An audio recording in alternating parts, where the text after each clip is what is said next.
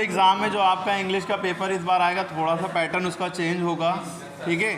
वो जैसे मेरे पास जो पेपर है वो नेशनल एजुकेशन पॉलिसी 2020 में जो लागू हुई है, जो स्टार्ट हुआ है सिस्टम, उसके ब्याफ पे है और इस तरह का आ सकता है।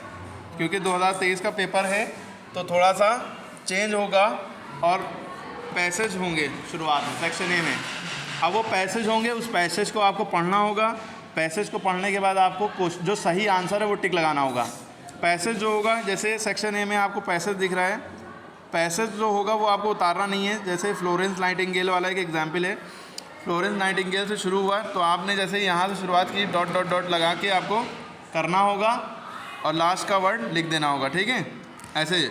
लेकिन जो आपके क्वेश्चन आंसर होंगे वो जब ही आप कर पाएंगे जब आप इसको सही से समझ के पढ़ेंगे। 2 बार इसको पढ़ना होगा, ठीक है, 2 बार इसको पढ़ना होगा, ठीक है। पैसेज जो भी हो 2 या 3 बार आप इसको पढ़ें, फिर उसके बाद सही आंसर दे पाएंगे। अब क्लियर होगी बात? तो जो पैसेज है हम पढ़ रहे हैं। Florence Nightingale was the first woman who was awarded the order of merit for her pioneering works in nursing profession. She was born on 12 May 1820 of a rich family in Florence, Italy. अब देखिए, पहले passage पढ़ने से पहले आप पहले question पढ़ लीजिएगा, उसमें क्या क्वेश्चन है। इसमें पहला जो क्वेश्चन था, when was Florence Nightingale born, हाँ।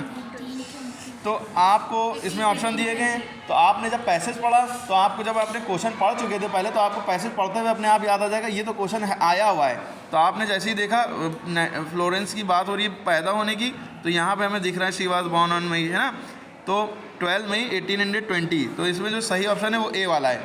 तो आपको ना ये क्वेश्चन उतारना है, ना कुछ, बस क्वेश्चन नंबर 1 डालिएगा और ये क्वेश्चन नंबर 1 का ए जो आंसर है वो लिखा और ए के बाद 1820 लिख दिया। ऐसे करिएगा ना, ये पैरा पूरा उतारिएगा, बस खाली Florence Nightingale dot dot dot और आखिरी वर्ड रिमेंबर वाला, है ना, इस तरह से। तो ये पहला क्वेश्चन हो गया। उसके बाद जो अगला क्वेश्चन है आप इस तरह से होगा, in the above passage who is the source of inspiration, है ना, किसके ज़रिए से इंस्पायर किया जा रहा है, क्या किसकी बात हो रही है। तो आपको क्वेश्चन देख ही के लग रहा है कि भाई फ्लोरेंस के बारे में बात हो रही है, फ्लोरेंस नाइटिंगेल के बारे में। तो इसमें यही आंसर ही है कि पहला ऑप्शन है मदर टेरेसा की बात हो रही है, दूसरा ऑप्शन है फ्लोरेंस नाइटिंगेल की बात हो रही है, कस्तूरबा गांधी की बात हो रही है, नन ऑफ दिस। तो आपका सही ऑप्शन हो जाएगा फ्लोरेंस नाइटिंगेल, ठीक है। उसके बाद अगला सवाल है, search word from the passage which means opposite to the word hatred. Hatred means होता है नफरत। आपने पूरा पैसेज पढ़ा नहीं, कुछ क्वेश्चन ऐसे ही होंगे बिना पढ़े आप बता सकते हैं। Search word from the word passage which means opposite to the word hatred. Hatred means होता है नफरत, तो वैसे नफरत का उल्टा होगा लव। आपको दिख ही रहा है लव, लेकिन आपको ये लव वर्ड नहीं लिखना है, पहले ये देखना है क्या ये लव वर्ड पैसेज में आया है, क्योंकि सेलेक्ट करना है पैसेज से वर्ड, है ना।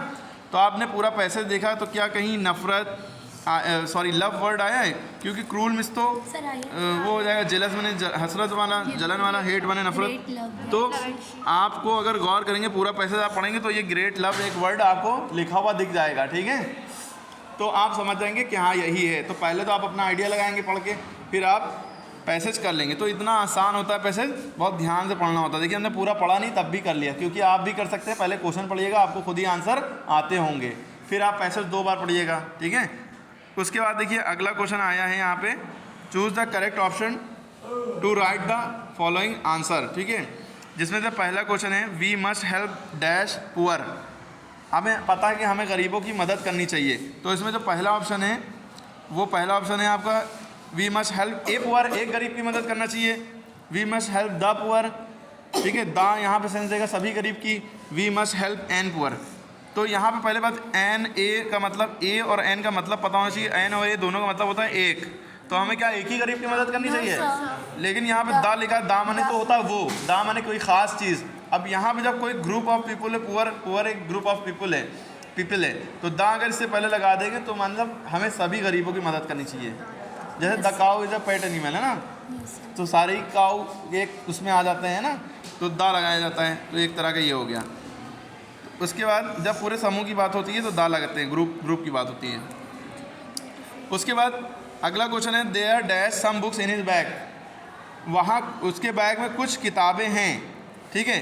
तो देयर, अब हम देखिए सम बुक्स है, पहली बात यहाँ पे जो वर्ड है सम बुक्स, सम बुक्स का मतलब क्या है, सम बुक्स का मतलब क्या है, कुछ किताबें है ना, तो कुछ किताबें सिंगुलर प्लूरल है। जिसके जिसके नाम ले सिर्फ वही बच्चे खड़े होंगे।